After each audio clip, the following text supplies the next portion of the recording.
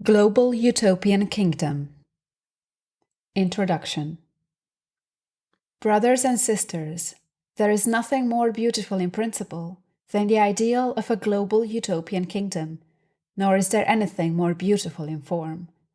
There is no goal more worthy, nor any promise truer. Even I, wholeheartedly believe that the establishment of a global utopian kingdom will be mankind's greatest triumph, that it is the highest ideal we can collectively aspire to, and as so, should be the guiding star of all our collective efforts. A utopia is a community in which conditions are optimal for individuals to pursue happiness, one in which all enjoy liberty, justice, peace, and prosperity. Creating such conditions is the best we can collectively do for one another, and by doing so, we will have perfected our duty to one another. So we shall proceed to outline the steps we can take to bring forth the kingdom, briefly describe life within it, and offer key truths and insights pertinent to attaining and maintaining the kingdom. Part 1. The steps towards establishing the kingdom. Opening remarks on the steps towards establishing the kingdom. Straight not will be the path towards establishing a global utopian kingdom. The following illustration of the steps to be taken on this path and the order thereof is to serve only as a guidance given authority by the urgency of moral duty and influenced by consideration of practical and logistical feasibility. As we the people embark on this journey, difficulties, challenges, and obstacles, both foreseen and unforeseen, will surely present themselves, and changes in strategy and approach may be of order. So in thus manner, with these 7 steps, can the kingdom be brought into being. Step 1. End hunger. Robbing of life and inflicting constant suffering on its victims, hunger is by far the most urgent of challenges to be overcome. The nourishment produced by Mother Earth indeed suffices to sustain and energize all of her children, and all must be allowed to partake of her bounty. Industry and labor is to be organized so to make fertile lands fruitful. Farms shall be increased in number, as shall food processing factories. Civil leaders shall identify communities most in need. Logistical experts shall map out and oversee the distribution of food. Communities shall take care that no member of their own community succumbs to hunger. Individuals shall take care that food waste is minimized. As hunger is reduced, so shall be reduced misery, suffering, and despair. As misery, suffering, and despair are reduced, so shall be reduced animosity, instability, and fear. As the strength of the malnourished grows, so shall optimism and moral fortitude. As optimism and moral fortitude grow, so shall the collective capacity to secure peace and prosperity. Step 2. End extreme thirst.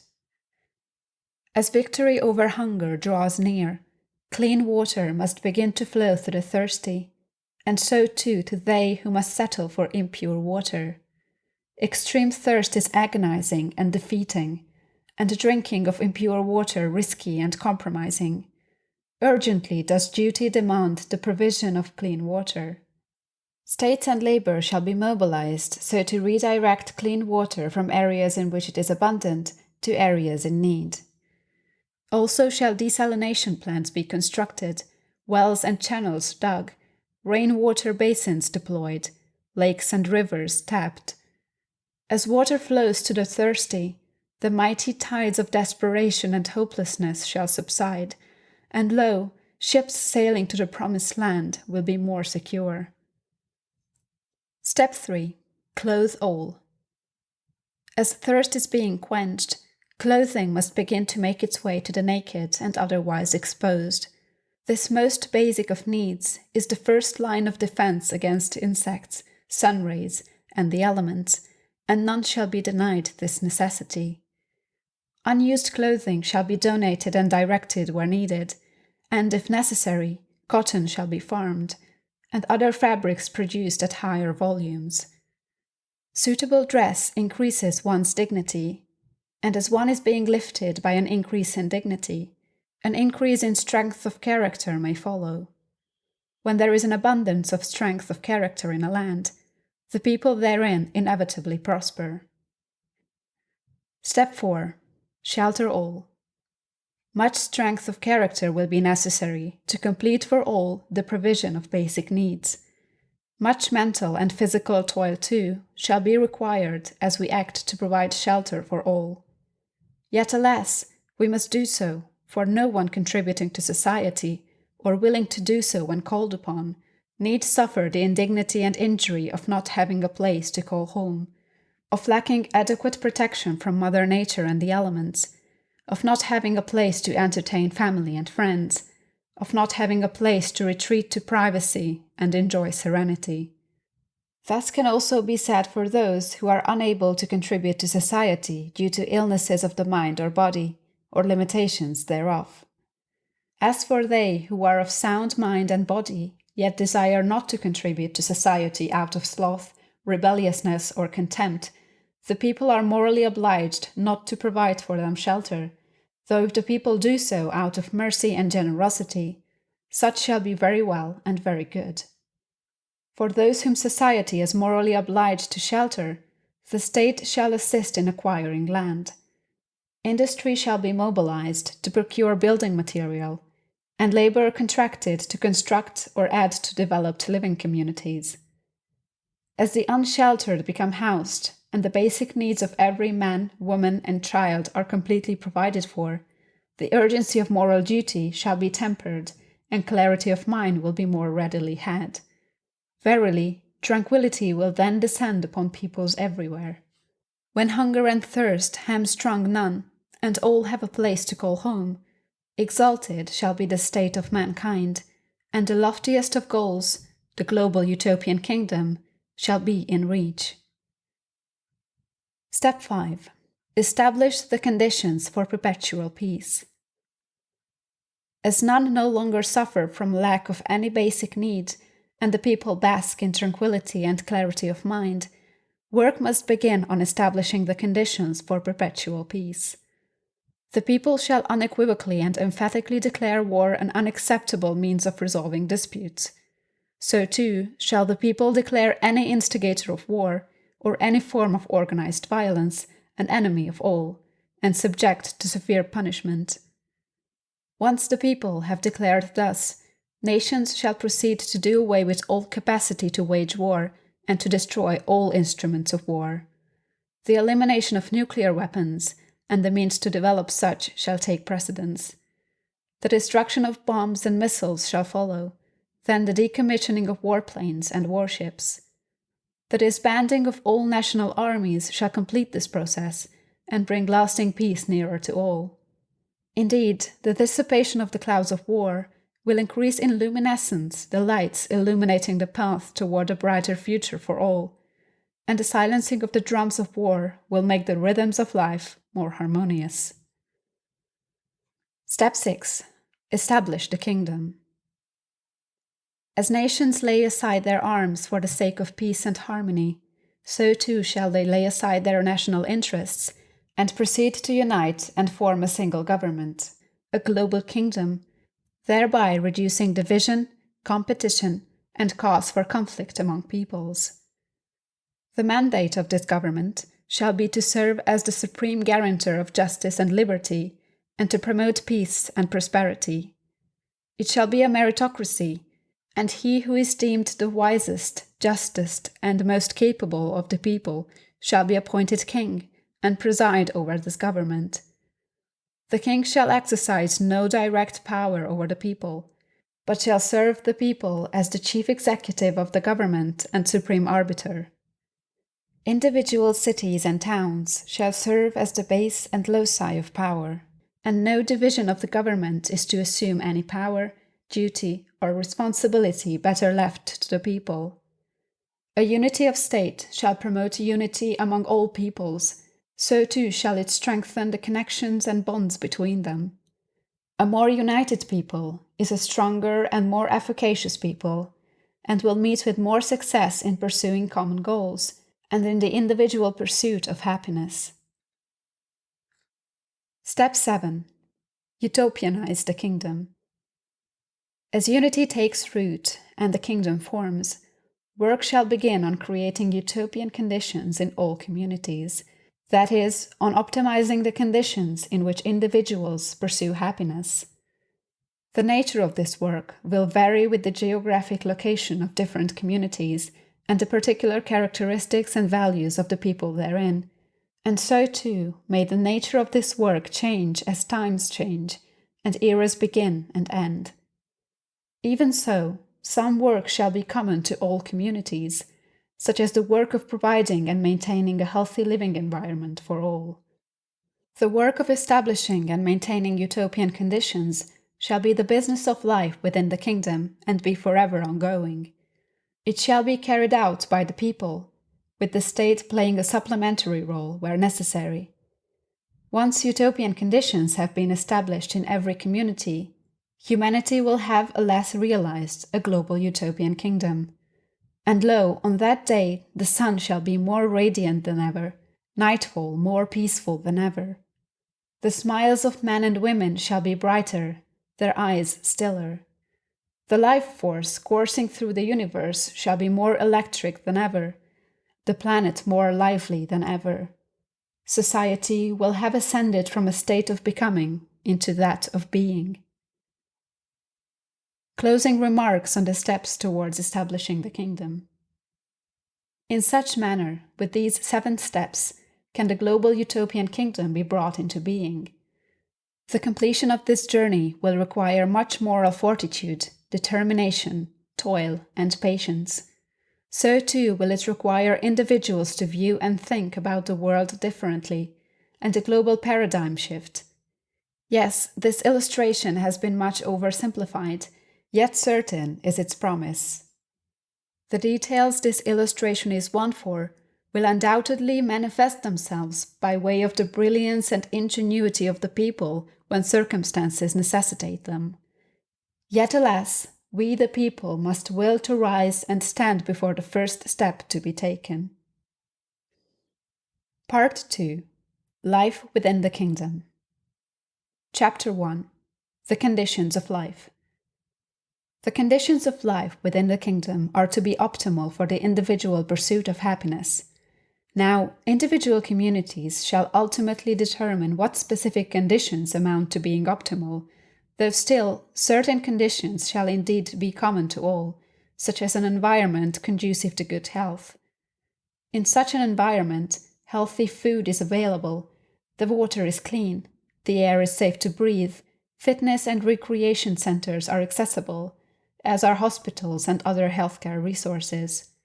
Another common condition of life shall be that the contributing members of every community, along with the immature, the elderly, and those prevented from work due to physical or mental limitations, shall enjoy a home equipped with electricity and indoor plumbing. And also, every individual throughout the kingdom shall be privy to the unequivocal and unqualified support and defense of his or her right to liberty and justice, that is, the right to engage in whatever activities one may, to venture wherever one may, and to be afforded recourse and redress upon suffering an unjust infringement of his or her rights. If this guarantee is not upheld by one's community, then it will be done so by the state. Chapter 2. The Role and Nature of the State. In the kingdom, to the greatest extent possible, every individual is to be the governor of his or her affairs, every family the governor of its affairs. The role of the state shall be to carry out its mandate of serving as the supreme guarantor of liberty and justice for all persons and of promoting peace and prosperity, as well as to do that which is difficult for the people to do themselves. Every city and town, though only one of numerous divisions comprising the united and all-encompassing worldwide government, shall also be the governor of its own affairs, and be fully responsible for providing its citizens full access to the services of the state, though it may seek and be granted additional assistance from higher divisions of the state when necessary. The state shall be large enough to carry out its mandate and maintain the public peace, yet too small to expand its powers beyond this mandate or quell a general insurrection, so that the people may always overpower the state and never be overpowered by the state. The role of the state shall not be to function as ruler over the people, but to be a supporter of the people in their pursuit of happiness. Also, the state, through the king and its viceroys, shall serve as an impartial arbiter in unresolvable disputes between peoples and businesses, so that conflict may be averted and peace and harmony maintained. Chapter 3. Trade, Commerce, Economics, and Work. Throughout the kingdom, trade and commerce shall be governed by free market principles, and all who are able will be expected to work and contribute to the economy and welfare of the kingdom, though those who are occupied with the raising of children, or with tending to the needs of loved ones who are elderly, ill, or incapacitated, may be excused from such obligations. Businesses shall be free to operate in any community that welcomes them, individuals free to buy and sell what they will. No unwarranted interference in the economy by the state shall be permitted. Any laws or regulations issued by the state governing trade and commerce shall without exception be in accord with its mandate of guaranteeing liberty and justice and promoting peace and prosperity. In accord with this mandate, the state may see to it that resources are utilized at a sustainable pace, and that goods and services are so distributed that the needs of all are met. And to the greatest extent possible, individuals shall be given the opportunity to work and contribute to society in a way they themselves deem most suitable to their nature and talents, and the economy shall be so managed that none will be under the necessity of dedicating more than 1/3 of their waking hours to work.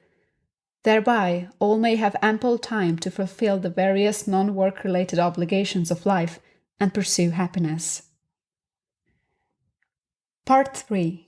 Key Truths and Insights. 1. The world is what it is today, and will be what it will be tomorrow, because the masses have desired it so, or accepted that it is so.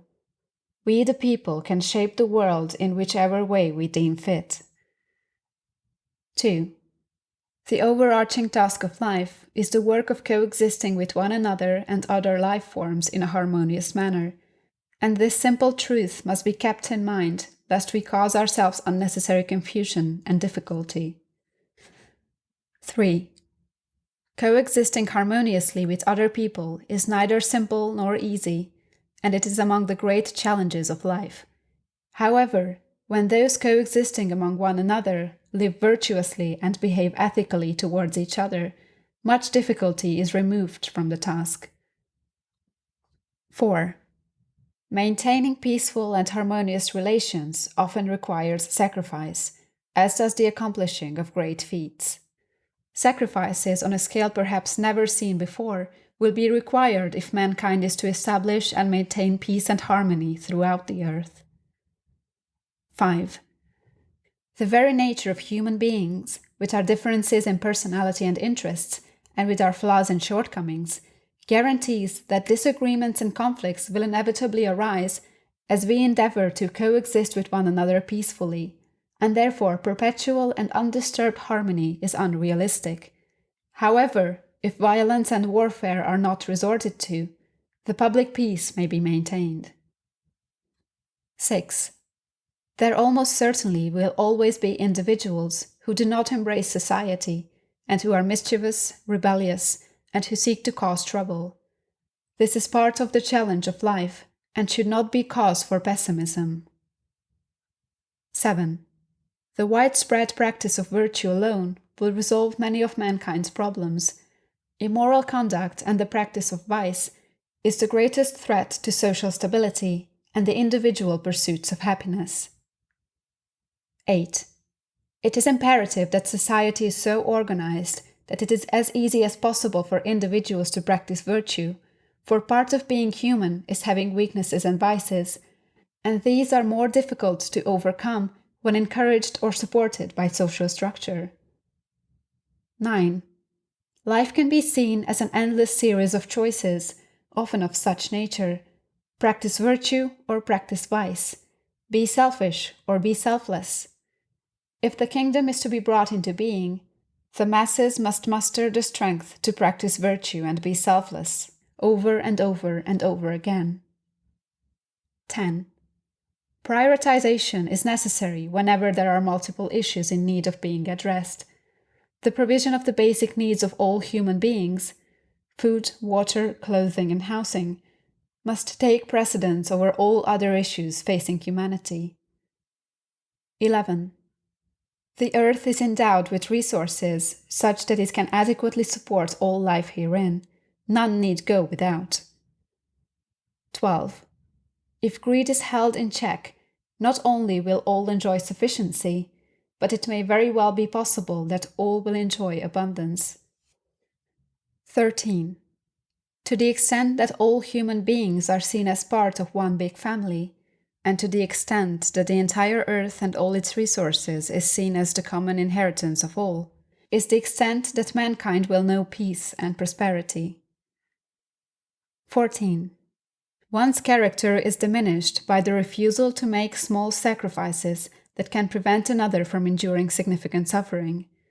This is why, although some individuals are undeserving of food in that they refuse to work and contribute to society, it still is important that society nonetheless allows such a one to access food, at least the bare minimum to survive and prolong life, and possibly transform into a willing contributor to society. 15. The misuse and overuse of natural resources harms the conditions of life, so individuals, as well as society as a whole, have a moral duty to utilize resources in a modest and sustainable fashion. 16. The natural beauty of the earth and that of what exists therein is dear to a great many of people, and as so, reasonable efforts must be made to preserve it. 17.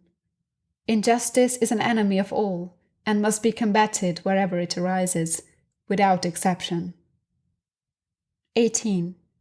No expense should be spared in the effort to guarantee justice to all and to do so expediently, whether that means funding the salaries of judges and lawyers, building courthouses and tribunals, or the doing of whatever else that may be necessary. 19. The fate of criminals and the rendering of judgments and punishments is best left in the hands of experts of moral philosophy and those of proven character, so that none may be subject to unnecessarily cruel and harsh punishments. 20. All human beings are invaluable. However, individuals are not equal in talent, ability, strength, or determination. So naturally, some achieve more success and gain more wealth than others.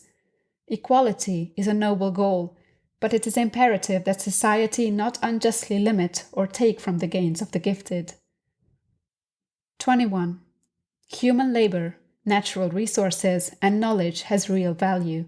Currency does not. It is just a convenient medium of exchange. The people must never feel powerless for lack of money, and the lack thereof should never prevent the doing of good. 22. Natural disparities in wealth should be expected and tolerated, for in any socio-economic system, some individuals by their inherent nature will become wealthier than others. However, when a class of individuals becomes extremely wealthy, while another becomes extremely impoverished, such is problematic and should not be tolerated. 23. Better is always good, and at times it is necessary to temporarily settle for better until that which is ideal can be had. For example, it would be ideal for every family to have a sizable and comfortable home, yet some who were previously homeless may have to be placed in hotel-like structures until an ideal home can be had. 24. There is inherent dignity in every human life, and by simply recognizing and respecting this, the causes of liberty, justice, peace, and prosperity can all be furthered. 25. Loyalty to humanity as a whole and commitment to ethical standards must take precedence over loyalty and commitment to theories and dogmas, ideologies, political parties, and special interests. 26. For people to be able to choose their own leaders, democracy is good, but better still is when those occupying leadership positions are the most capable of performing the duties of their office. Meritocracy is the best form of government, and such a government will be most effective in serving the needs of the people. 27. Good, wise, and just leadership shall take humanity to heights never reached before in the modern era. Such leadership is invaluable and indispensable, and the recruitment of such leadership must be carried out with the utmost seriousness and earnestness. 28. The leaders of a state need be the wisest, justest, and most capable administrators from among the people, and should maintain independence from the people, so that they are not led by the capriciousness of the people to make poor decisions, though it is still necessary that the people at all times retain the power to remove leaders when there is sufficient grounds and support to do so. 29. The mere existence and presence of both weapons of war and standing armies is a threat to peace in general, as well as to peace of mind. Both must be done away with. 30. It can be expected that countries will be hesitant, if not completely unwilling, to disarm and destroy all capacity to wage war. Therefore, it is necessary that the people love peace enough to vehemently demand and oversee the doing of such. 31. No governmental institution, company, or organization truly has power. All power ultimately lies with the people, and we the people must always feel empowered. 32. Disruption of the status quo at times results in fierce resistance, particularly from those who benefit from it, and establishing a global utopian kingdom would amount to utterly upending the global status quo. Much fighting should be expected in order to bring the kingdom into being. 33. To unite all governments into one global state will be a logistical and administrative feat the likes of which the world has never seen, but the doing of such will produce a unity the likes of which has never been felt, and produce wholesome fruit the likes of which has never been tasted. 34. Unity is hard to achieve, and even harder to maintain. Atrophy, a symptom of time, erodes the strength of commitments, and undercurrents of animosity undermine loyalty. The men and women of a union must be strong as well as vigilant in exercising strength to uphold it. 35. Those who govern should be as close as possible to the governed, so that they may be as responsive and as sympathetic as possible to the needs of the people. It is better that a city exercise power over a people than that a provincial government do so. Better that a provincial government do so than a regional government than a global government. 36. Every type of person that is needed by society exists, from the ingenious and inventive, to the wise and virtuous, to the strong and brave, to the caring and nurturing, to the creative and artistic, so on and so forth. If individuals are granted the space and opportunity to develop into the best version of themselves, they will find their own way of contributing to society and advancing the cause of humanity. 37. As long as an individual is not committing an injustice, he or she must be given the space and opportunity to be exactly who they want to be and to do exactly as they please. The state and society at large must not contrive to change a person or interfere in his or her affairs, though loved ones and concerned members of his community can rightly guide, caution, and counsel him. 38.